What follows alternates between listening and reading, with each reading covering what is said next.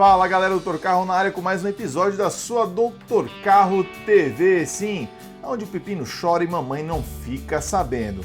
Se prepara que logo depois da vinheta eu tenho várias dicas, vários assuntos para trocar aquela ideia forte com você, meu amigo, minha amiga.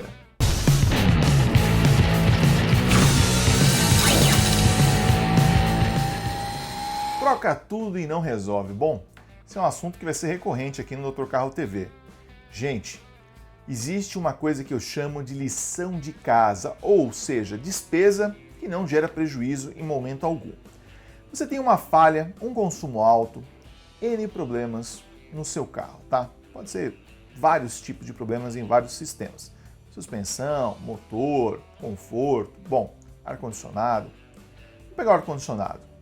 Qual é o desperdício de você trocar um filtro de pólen ou de habitáculo, aquele filtro do ar-condicionado?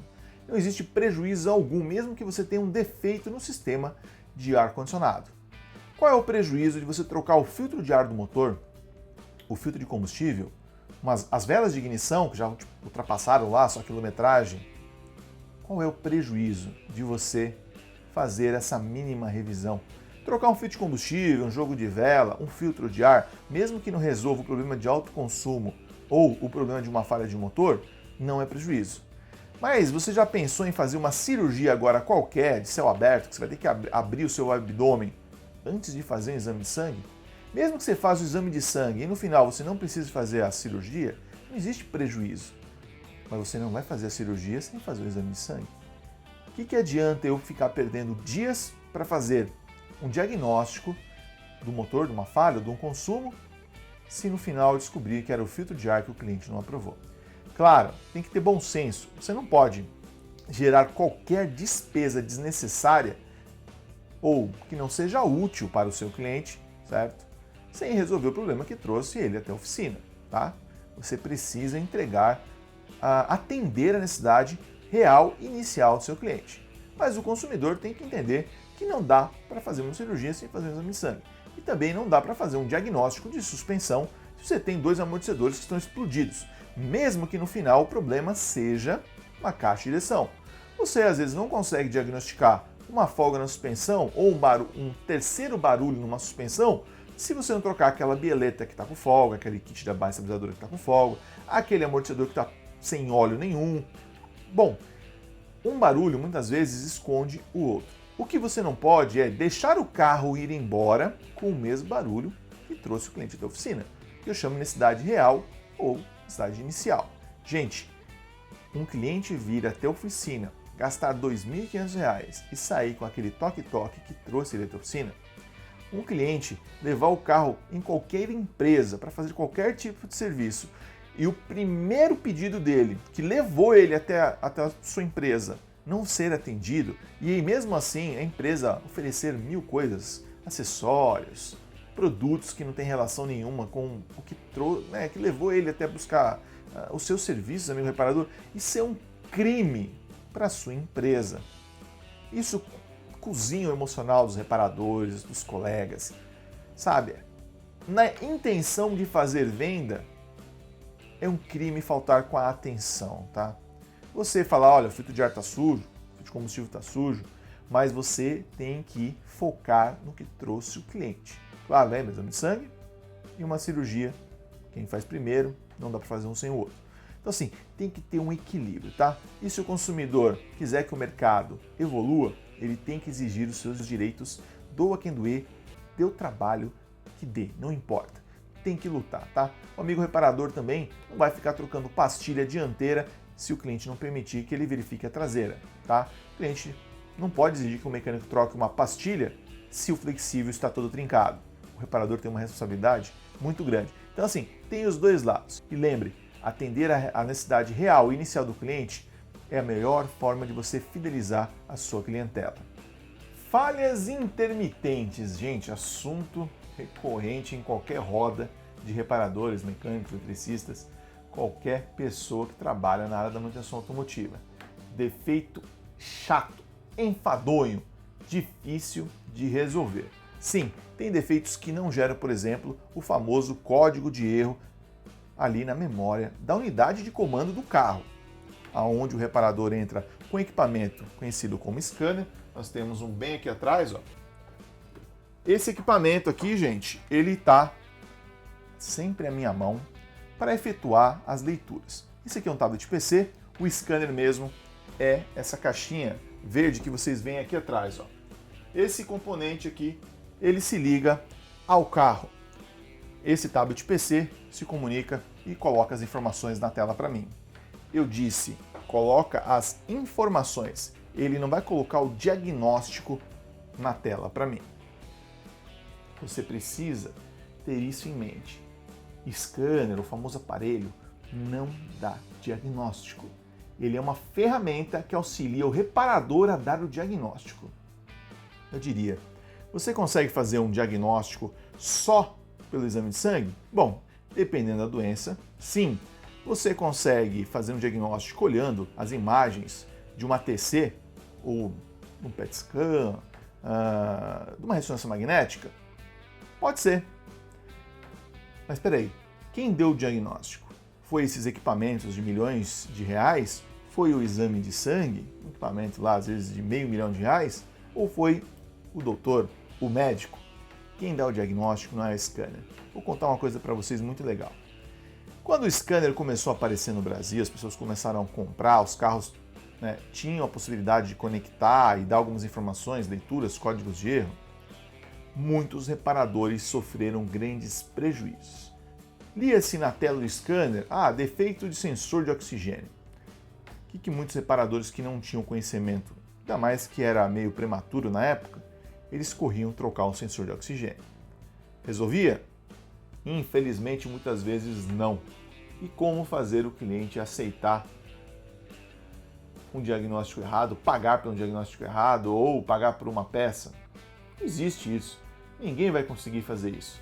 A não ser que o profissional falte um pouco de verdade. O reparador às vezes tem que absorver. Hoje um sensor de oxigênio você compra aí por 150, 200 reais, os mais simples. Mas imagina isso há 20 anos atrás, como que era. Gente, era complicado.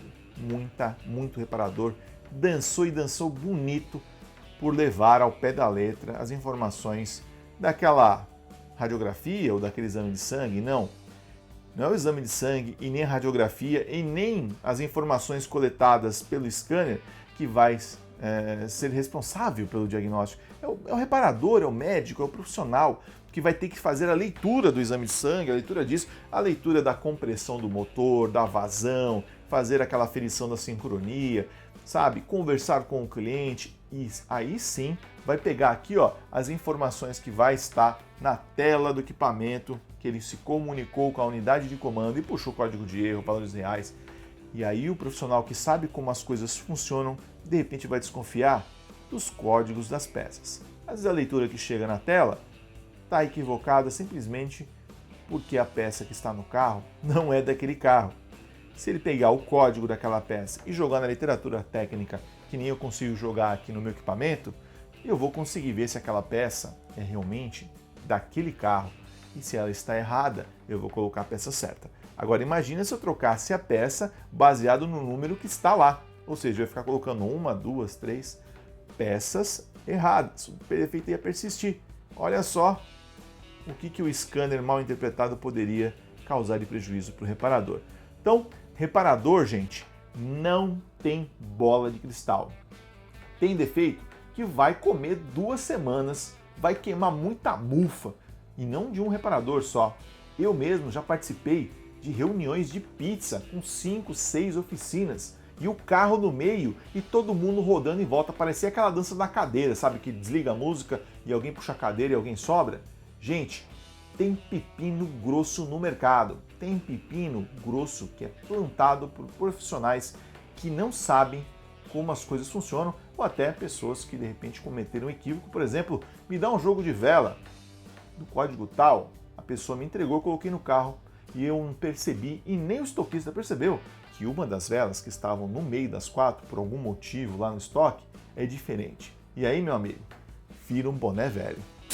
Motores 3 cilindros. Eu recentemente fiz um vídeo, falei sobre várias coisas. Eu falei sobre emissões, sobre o tamanho do cilindro, eficiência, falei sobre tremedeira ou vibração. Bom, gente, vamos separar aqui uma vibração normal de uma tremedeira de um motor 4 cilindros que está faltando um dos cilindros não está queimando. Bom, é preciso ter discernimento. Gente, vibrar um motor dentro de uma normalidade bacana. Agora, quando você tem um carro que vibra o motor de uma forma altamente incômoda e você coloca vários carros do lado que tem a sua vibração normal que é absorvida pelos coxins, mas não incomoda, você precisa muitas vezes interagir com força com um concessionário, por exemplo, para que ele resolva o problema daquele motor. Não é possível generalizar essa vibração, gente. Não dá. Não dá para aceitar, não, só porque o motor... Existe vibrar e vibrar. Vibrar, todo motor vibra. O 4 cilindros, o 6, existe uma vibração natural que é absorvida pelos coxins. Muitas vezes eles, coxins hidráulicos. Se você pegar então o Adam Opel, são aqueles carros bem antigos, conversíveis, sabe aquele paralama grandão, os coxins, gente, do motor, que era preso no chassi, eram molas espirais. Depois vieram os coxins sólidos e nós temos agora coxins hidráulicos, que é uma borracha mais um líquido ali dentro, e ainda alguns projetos têm um amortecedor, olha como o bicho vibra. Então, tem que ter discernimento. Ah, mas essa vibração é normal. Peraí, mas que vibração é normal? Existe vibração e vibração. Se o seu carro está pulando, o retrovisor já quer pular fora, quer sair correndo, toma cuidado, tá? Vai lá, interage, pega outros carros, vê se aquilo está dentro da normalidade. Fugir da normalidade, meu amigo, lembra como eu já falei antes? Vai e interage. Se agarra, fala, isso aqui está errado. Senta, não aceita somebody love. Sabe aquele somebody love?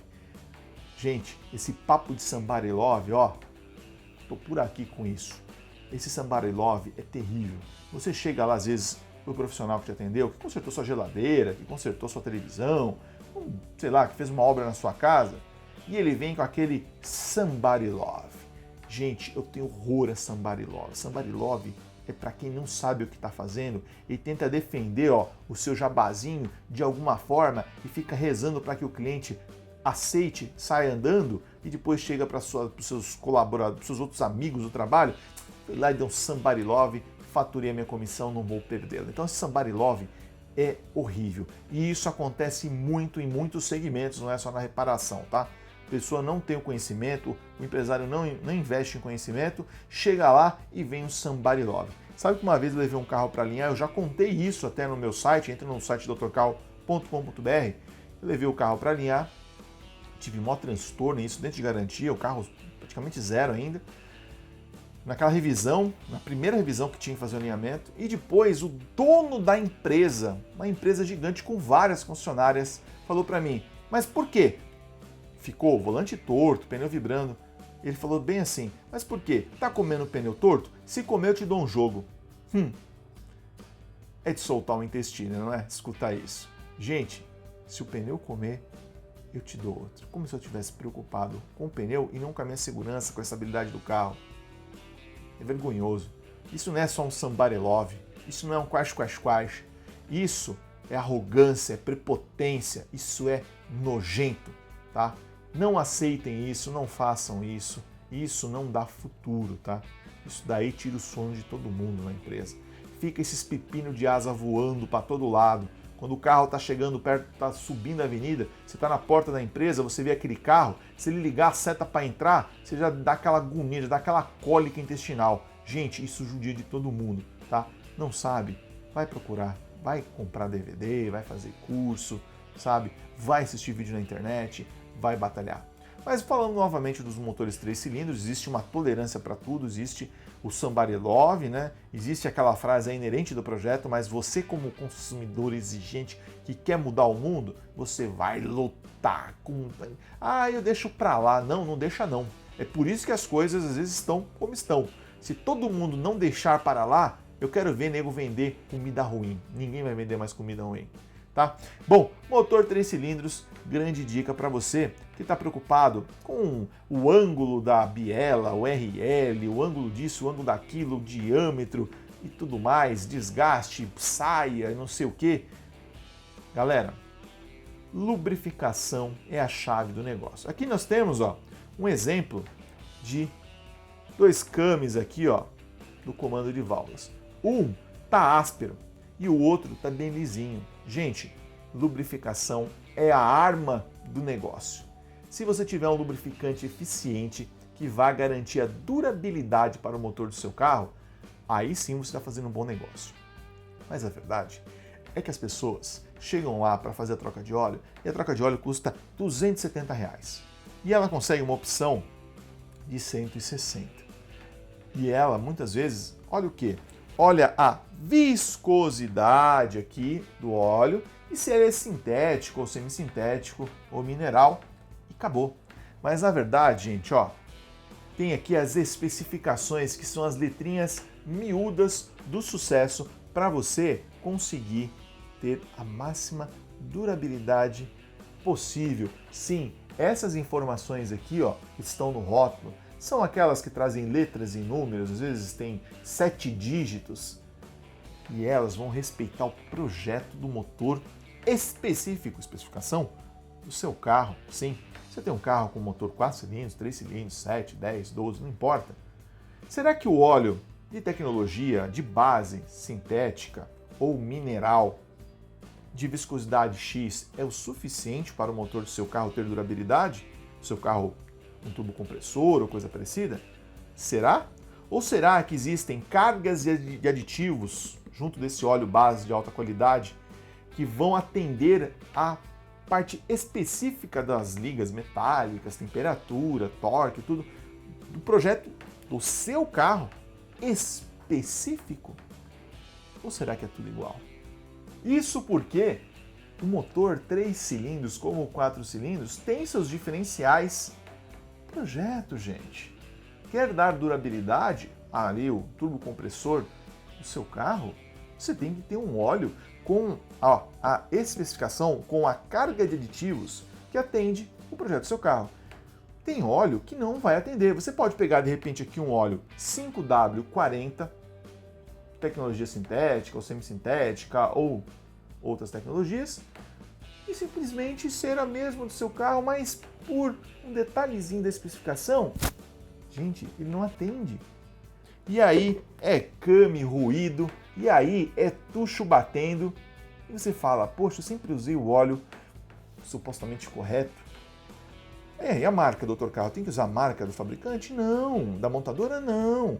Você tem que olhar a especificação que vai além de mineral, semissintético ou sintético. Gente, é a especificação. Aqui, ó, você vê aqui, ó, A3B4 aqui no rótulo. Aqui você vê outras especificações. Essa aqui, como ela é muito utilizada, ela está aqui na frente, mas tem outras especificações. Não atende a especificação do motor do seu carro? Então, gente, não queira que ele tenha a durabilidade esperada. Você tem que ter um produto de qualidade. Entregue sempre a especificação correta ou também um algo a mais. Esse lubrificante mesmo aqui, ele tem as moléculas inteligentes que vão manter ali as moléculas de óleo sempre presentes nas partes que precisam de lubrificação, ou seja, nas partes críticas de grande atrito do motor. Então, entregaram algo a mais, é lindo, é maravilhoso. Então, motor 3 cilindros, 4, 5, 6, capricha no lubrificante, certo? Especificação correta. E aí, meu amigo, é só correr para o abraço. E agora vai uma grande dica para os meus amigos reparadores. Se você tem alguma dúvida sobre siglas, sobre informações técnicas automotivas e quer uma fonte de grande confiança, tá aqui, ó, Manual de Tecnologia Automotiva. Sim, esse manual tá sempre embaixo do meu braço. Na verdade, eu tenho um desse dentro do carro, tenho um desse na empresa, tenho um desse em casa. Mas o Manual de Tecnologia Automotiva, vocês sabem que eu utilizei ele no Master Internacional de Diagnóstico que a gente fez lá na Espanha, mais aquele rolê que a gente deu na Alemanha em 2015, junto com a Bosch, tá? Então, tá aqui, ó, Manual de Tecnologia Automotiva, 25ª edição. Você pode comprar ele aí nas livrarias mais bonitas do seu bairro pela internet. É um investimento baixo, bacana pra caramba, e você tem uma fonte, você quer beber da fonte, além de você poder comprar os DVDs do Dr. Carro, você tem aqui ó, o Manual de Tecnologia Automotiva, aqui ó, 25ª edição da Bosch, tá? Ah, tem dúvidas sobre bombas brushless, tem dúvidas sobre siglas, informações técnicas super mega complexas, tá aqui ó, a Bíblia para você que é reparador, tá? Não deixe faltar essa Bíblia automotiva sempre à sua mão, tá? Tem que estar ali no seu colo. Podia ter uma versão de bolso, né? Mas não, é esse trambolho aqui mesmo. Mas aqui, ó, sua cabeça, meu amigo, vai ficar brilhando de tanta informação, tá? Vai cair seus cabelos, né? Vai ficar brilhando no aeroporto. O meu já tô com 2 entradas aqui, ó, meu amigo. Isso aqui é as informações que estão entrando aqui, ó. Então, Manual de Tecnologia Automotiva, tá? Grande dica para você. Vamos desmistificar esse papo de óleo mais grosso. Gente, é simples. O óleo lubrificante do motor, base mais a carga de aditivos para atender a especificação do motor do seu carro. Lembra? A gente já falou para não generalizar, não usar só a base e aqui a viscosidade, mas também a especificação, que são cargas de aditivos próprias, tá? Não é todo o óleo que consegue atender todos os carros. Tem óleos e óleos, tá? Mas quando a gente fala em lubrificação, a gente tem que lembrar que o lubrificante tem outras funções também. Ele vai evitar ali a oxidação interna do motor, ele vai fazer troca térmica, e aí é que entra o primeiro pepininho quando você quer colocar um óleo mais grosso ou mais fino no motor do seu carro, porque fulano que tem 30 anos de experiência falou que esse óleo é muito fino, ou que o motor do seu carro tem 100 mil quilômetros, já tem que usar um óleo mais grosso. Ai, que cólica, gente. Meu, imagina só o seguinte, óleo mais grosso aonde, como, quanto, medidas, eu quero saber. Ele pegou lá o micrômetro, o relógio comparador e mediu todo o motor antes de dizer que o motor 100% está folgado na mesma medida. Gente, imagina só que o motor do seu carro precisa de um óleo que em X tempo ele consiga descer até o cárter, ser refrigerado, porque o cárter refrigera ali o lubrificante, aí ele é passado por uma bomba, aí já começa a pegar feio esse papo de óleo mais grosso ou mais fino. Se a bomba tem que bombear água, vai numa velocidade. Se a bomba tem que bombear óleo ou mel, por exemplo, aquele que a gente usa para passar no pão, já é outra velocidade. Eu te pergunto, essa troca térmica já não foi pro beleléu? Se o óleo é bombeado muito rápido, porque você colocou um óleo muito fino, fino demais, não está identificado ali no projeto que pode usar, esse óleo vai passar no cárter, não vai nem ser refrigerado, vai chegar na peça que está quente lá, numa camisa, num pistão, em qualquer parte do motor, vai passar tão rápido que não vai roubar a temperatura, não vai chegar no cárter no tempo certo, não vai perder temperatura, ou seja, seu motor vai trabalhar aquecido. Quem lembra do Fusca motor a ar, Brasília, Kombi variante, que o motor era refrigerado a ar, tinha escondido naquela lataria toda um radiador de óleo. Imagina você colocar um óleo mais grosso ou mais fino e o óleo passar muito devagar ou muito rápido. O que não acontece com a refrigeração do motor? O óleo é um agente refrigerante também. Então, a primeira coisa que a gente já pontuou sobre um óleo mais viscoso ou menos viscoso é o tempo que ele vai fluir dentro do motor. Muito tempo ou pouco tempo, você tem prejuízo na troca térmica interna, na refrigeração do motor do seu carro. Lembra que tem aquele trocador térmico em alguns modelos de carro que passa líquido de arrefecimento, na mesma peça passa o líquido de arrefecimento e a água, claro que são separadas pelas partes internas, mas há uma troca térmica ali para refrigerar o óleo. E se o óleo fluir devagar demais ou rápido demais? Aí já cancela essa ideia de que você pode mudar a viscosidade do óleo. Tem carros que têm 2, 3 viscosidades identificadas no manual. Você pode optar, na minha opinião, pela mais fina, tá? Você tem ali uma eficiência na hora da partida, uma lubrificação mais rápida, tal, sabe? Tem um fluxo, tá permitido no projeto, tem vários benefícios. Ah, doutor Carro, mas e esses óleos para alta quilometragem? Gente, óleo para alta quilometragem é muito bom, mas ele é indicado para quando o motor do seu carro já precisa ser aberto para uma retífica e você quer dar aquela barrigada, empurrar um pouquinho mais esse reparo tão pesado que vai morder um dinheirinho grosso do seu bolso. O óleo de alta quilometragem não é para você pegar um carro que usa um óleo 0,30 só porque ele está com 100 mil quilômetros e falar assim, agora meu carro tem alta quilometragem, eu vou pegar um óleo 0,30 e um óleo, sei lá, 2060 e vou colocar aqui dentro porque ele tem alta quilometragem.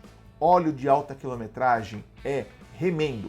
É para você colocar ele, para você aguentar até poder fazer retífica, porque ele já apresentou uma anomalia. Então, gente, quando você tem um carro que usa óleo lá 540 e você coloca um 2050, lembra, o 2050 é mineral. Ele não foi desenvolvido para trabalhar com a alta temperatura de um motor que usa um óleo 540, gente. Ou às vezes usa um 0,20 e a pessoa me coloca um óleo 2050 no carro. Mas, doutor Carro, e aqueles carros antigos que usam óleo 2050? Maravilha, é o 2050, tá ótimo. Aquelas temperaturas que são atingidas na câmara de combustão, internas do motor, nas outras partes do motor, foi desenhada para aquele, entendeu? Foi desenhada para aquele lubrificante, tá dentro da regra, tá lindo, tá maravilhoso. Você não pode pegar um óleo de Fusca e querer colocar hoje ali numa BMW 2016. Não tem nada a ver uma coisa com a outra. Carga de aditivos, viscosidade diferente, aí você vai lá e fala, óleo é tudo igual. Quando alguém falar para você que o seu carro que usa lá um 530 tem que colocar um 2050, a minha dica é que você chame o gerente e fale, me explica aqui. Se o gerente fala assim, não, realmente, a gente coloca 2050 nos carros que usam 530, a gente coloca o 2050 mineral, é a mesma coisa. A minha sugestão é que você vá embora. Cara, fala o seguinte, olha, é o seguinte, soltou meu intestino aqui, eu tô com um problema intestinal e eu preciso sair correndo daqui. E vaza, meu amigo. Vaza porque a pessoa não sabe o que está falando. Outro dia, eu fui levar um carro meu durante uma viagem para fazer uma troca de óleo. O profissional virou para mim e falou que aquele óleo 0,20 era muito fino. Aquele óleo não prestava. Carambola! Como que a pessoa fala que eu teria que colocar um óleo 1540 no meu carro em vez do 0,20 que ele usa? Como? Olha o grau de conhecimento da pessoa. Falou que aquilo ali não era nem lubrificante. Aquilo ali era um fluido. Gente, não sabe como as coisas funcionam. Sabe o que eu fiz? Perdoei, insisti, falei para colocar o óleo que eu queria, certo? E pronto. Mas, meu amigo, minha amiga, se você vai ver, percebe que vai ficar meio indigesto o negócio, cancela, baixa o carro, vai embora, vai em outro lugar. Às vezes tem que procurar uma grande rede, sabe, que é muito responsável, que tem um 0800 ali para você poder, de repente, pegar no pé daquela unidade. Sabe, gente, eu sei quanto é complexo, mas a grande solução está no manual do carro. Em instantânea de lubrificação, não importa a marca. O que importa é a especificação. Vai nessa até o dia da retífica, ou se chegar perto se o motor pedir retífica e você quiser dar aquela barrigada, aquela empurradinha para frente, coloca um óleo de alta quilometragem. O que é um pum para quem já sujou as calças? Não é nada, né? Então se enrola até lá, mas não vai me colocar um óleo mais grosso porque um filho de Deus falou que é melhor.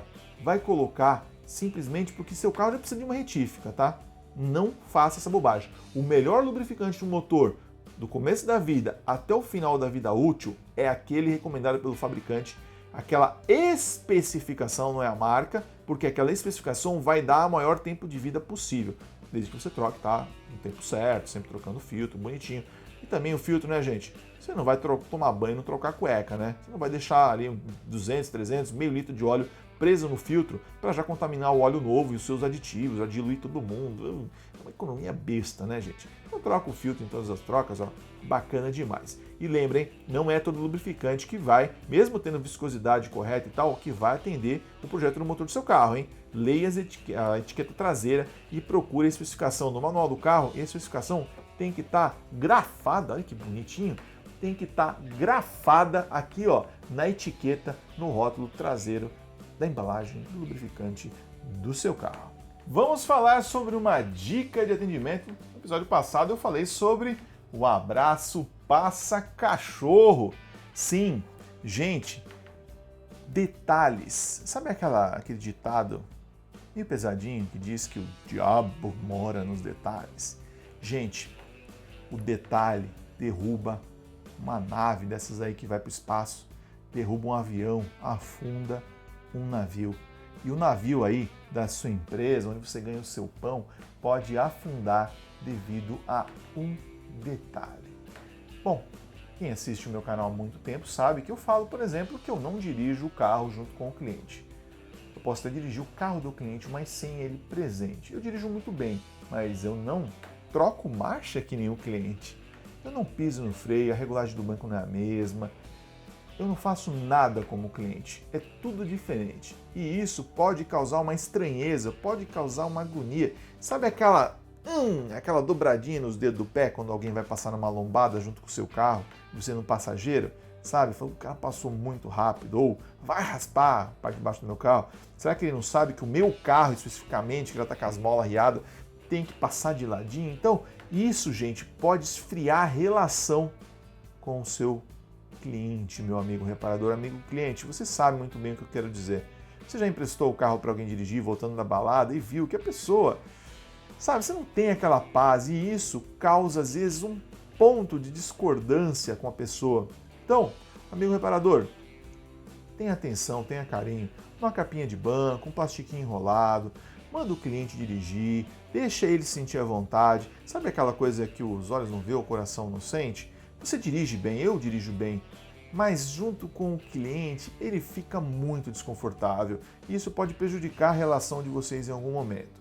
São os detalhes que fazem a diferença e é onde às vezes o cramunhão mora, né? Então toma cuidado com isso, tá? Se liga nos detalhes. Vamos falar de polêmica agora, gente? Vamos falar de injetores, o famoso bico injetor. Vou levar o carro para limpar os bicos. Gente, isso é uma mania, isso é um costume, isso é um achismo do passado. Quando um carro falhava, nos anos 80, você levava o carro para fazer o quê? Limpar o carburador? Quando chegou os carros injeção eletrônica, os bicos injetores realmente sujavam. Limpava não, meu amigo.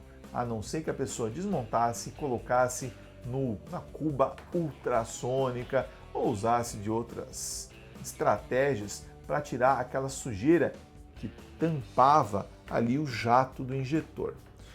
A linha Rochester mesmo, lembra? Os Corsas. Gente, como aquilo entupia. Era vira e mexe, tinha um bico entupido. Você colocava nas provetas graduadas e realmente tinha um bico sujo. Você colocava no ultrassom e ficava show de bola. Mas você já pensou como que funciona a alimentação elétrica de um bico injetor? Você já pegou um multímetro? Tem aqueles de ponteirinho, tem aqueles digital e mediu a resistência. Você sabe como que é a construção de um bico injetor? Nos anos 90 ali, no meio dos anos 90 ou no começo dos anos 90, depois no começo dos anos 2000 e agora 2010, você sabe como que funciona? Quais foram as alterações, as melhorias? Como que é o chaveamento de um bico injetor desses novos autolimpantes? Você não sabe? Você acha que é tudo igual? Gente, é completamente diferente. Se você pegar hoje um bico injetor e colocar numa máquina, mesmo daquelas antigas, apenas para testar o volume ou leque do bico injetor, provavelmente não devem acontecer grandes transtornos, tá? Depende muito do bico injetor que você está testando. Mas quando você coloca na cuba ultrassônica de ultrassom, O ultrassom em si prejudica, mas ainda não é o grande assassino. O grande assassino é o pulsador que vai meter curto a massa durante 1 hora ali, ó, e e tome curto a massa. E aí, meu amigo, o enrolamento, os enrolamentos é que sofrem. Então, gente, cuidado, hein? Os bicos injetores mudaram. É tudo diferente. São outras tecnologias. Se você não sabe disso, você precisa procurar informações fidedignas. Vai beber direto da fonte. Não escute só a mim.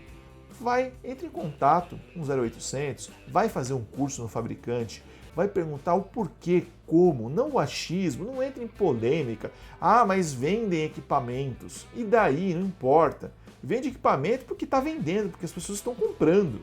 E não é crime vender. Senão os dentistas também não podem limpar seus equipamentos aí, suas ferramentas com ultrassom. Então, cuba ultrassônica continua vendendo. Tem oficinas que usam cuba ultrassônica de dentista, que é muito boa até por sinal para fazer limpeza de várias coisas. Mas o problema, a cuba não é saudável, o ultrassom não é saudável. Mas o sistema de curto a massa utilizado pelos geradores de sinal aí, de pulsadores, esse sim cozinha o bico do seu carro. E tem casos de injetores que depois que são limpos, travam, permitindo o fluxo constante de combustível direto, ou seja, o bico travou aberto, dá aquele jato de gasolina, e aí quando o pistão sobe para comprimir o ar, comprime líquido. E aí, meu amigo, dá o famoso calço hidráulico. A biela dobra, bate no bloco, quebra o bloco, ou resumindo, né, explode o motor do seu carro. Então, eu particularmente, eu identifico os injetores com problema, identificado, utilizo lá as provetas, faço o teste sem problema, identificado eu substituo. Você pode até fazer uma limpeza a título de desentupir aquele bico, fazer um teste controlado ali e ver que fala para o cliente, ó, falhava, limpei esse bico aqui, parou de falhar. Só que esse bico eu limpei e está condenado, não pode ser utilizado, certo? Pronto. Ah, mas eu quero que deixe assim. Então, o senhor está ciente, por escrito, que esse bico pode travar aberto, pode dar calço hidráulico e o senhor vai pagar o serviço. Em letras garrafais você coloca, foi limpo no equipamento, a título de diagnóstico, o bico pode travar aberto a qualquer momento e tal, porque tá travando aberto, tá explodindo o motor. Tem motor aí que custa bagatela de R$47 mil. Eu diria você, reparador, prejuízo de 47 mil quebraria a sua oficina? Quebraria? Galera, hoje eu li um artigo num site famoso que falava sobre comprar um carro transmissão automática usado, valor de R$50 mil. Olha que delícia. Que delícia para mim que faço reparo de transmissão automática, que delícia para os meus amigos que têm oficina de transmissão automática. Eu acho que os carros têm mais é que rodar mesmo, tem mais é que cair na estrada. E se você comprar um carro desse com problema, lembra, mole vai 7 mil para abrir um câmbio. Ah, mas tem serviços que você gasta só 1.000. Beleza, se for um filtrinho de óleo ali da transmissão entupida. Agora, se for um joguinho de disco, se for um câmbio CVT, meu amigo, você tem que preparar o bolso. Então, lembrando, hein, vai comprar um carro transmissão automática? Seja honesto. Faça uma troca de óleo antes de entregar o carro para o seu cliente. Faça uma boa avaliação. Vai comprar um carro de transmissão automática para colocar na sua loja para vender? Faça uma troca de óleo quando você compra. Leve numa reparação aí, uma oficina especializada em câmbio automático. Pede para o reparador olhar, certo? Está comprando o carro? Peça uma troca de óleo. Veja se ele está bacana, tá? Então, se você tiver um problema na transmissão automática, isso pode arrebentar com o seu orçamento. Comprar um carro, por exemplo, num concessionário da mesma marca pode ser uma grande vantagem. E você conseguir pagar aquela extensão de garantia, meu amigo, aí fica bom, né? Bom, minha amiga, já sabe, hein? Carro, transmissão automática é delícia. Mas quando o câmbio quebra, é caro pra caramba. Então, comprar um carro usado no valor de 50 mil, transmissão automática, eu particularmente compraria um carro de 50 mil, câmbio mecânico, um carro completinho. Mas eu não vou ficar aí querendo pagar de gatinho com uma transmissão automática sem ter feito uma boa análise antes de fechar negócio. Então, cuidado com essas notícias que tem por aí. você tem que ter discernimento, né? Eu adoro esse videozinho do YouTube, era muito legal. É isso aí, chegamos ao final de mais um Doutor Carro TV, vários assuntos pertinentes. Eu vou lendo os comentários, vou vendo o que está bombando mais, quais são as dúvidas mais recorrentes. E assim, para a gente fechar, tem muita gente me perguntando sobre componentes que você coloca no carro, que deixa mais potente, mais econômico, mais isso, mais aquilo.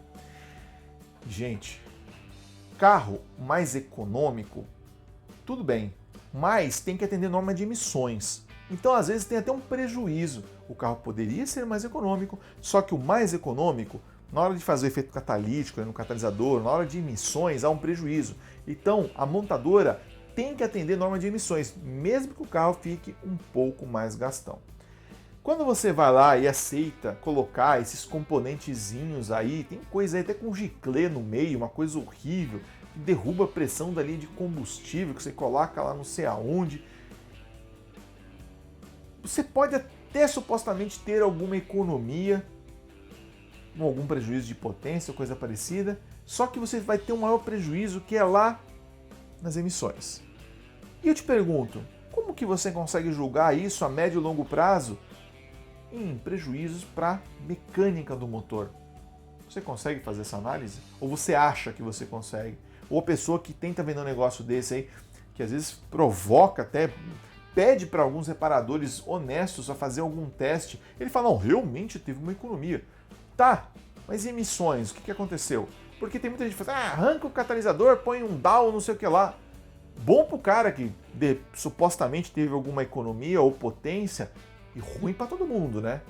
Ruim para meus filhos, ruim para mim, ruim para minha família, ruim para meus amigos, ruim para a comunidade inteira, né? Dane-se todo mundo. Então, cuidado, o que é economia, o que é meio ambiente? Se você falar assim, eu queria viver na Suécia, eu queria viver num país nórdico, nos Estados Unidos, eu queria viver na Alemanha, porque na Alemanha é isso, na Alemanha é aquilo. Mas você é um que vai lá, arranca o catalisador do seu carro, vai lá para a Alemanha lá e arranca o catalisador do carro para ver o que acontece com você. Então, amigo, você pode querer a parte boa das coisas, mas querer o seu bem e não o bem dos outros, sabe? Tem que ter um equilíbrio nisso daí. Tem que ter muita atenção. Quando você coloca um lubrificante errado no seu carro, você está prejudicando emissões. Se você tem um carro diesel e colocar um lubrificante que alguém falou que a especificação correta não presta e o outro é mais barato, é a mesma coisa, você sabe o que vai acontecer com o seu filtro de particulados, que custa 10, 20 mil reais em pouco tempo, você sabe? Você não sabe. Você não pode acreditar em publicidade, lembra? Propagandas maldosas. Tá? E você também não pode se envolver com esse tipo de coisa. Por isso que eu evito tecer comentários sobre um produto ou outro que eu não realmente conheça, tá? Então, tá aí, terminando mais um Doutor Carro TV. Lute, desconfie, cuidado com falsas promessas. Não fui bem atendido? Vai lá. Quando você reclamar da esfirra, eu garanto que o tempero, o recheio e a massa vão ficar bem melhor. Porque ninguém quer levar prejuízo. Quando dói lá no bolso do dono da padaria, ele se coça. E isso vale para todos os ramos. Até o próximo Doutor Carro TV. Obrigado, compartilha, dá um like e eu te vejo na próxima. E lembra que nas descrições desse vídeo tem um link para a nossa lista de reprodução. E dá uma passadinha no site canaldapeça.com.br para você fazer ali uma cotação, comprar uma autopeça por um preço supimpa. Tem muita coisa boa, tem muita oferta. Lembrando, você pode pesquisar no canal da peça, ele vai te mostrar o lugar mais perto que tem a peça e também vários outros lugares, de repente com preços ótimos. Às vezes é só você esperar chegar 2, 3 dias e economizar uma baita grana. Então, tá aí, canaldapeça.com.br, grande parceiro do Dr. Carro. Até a próxima!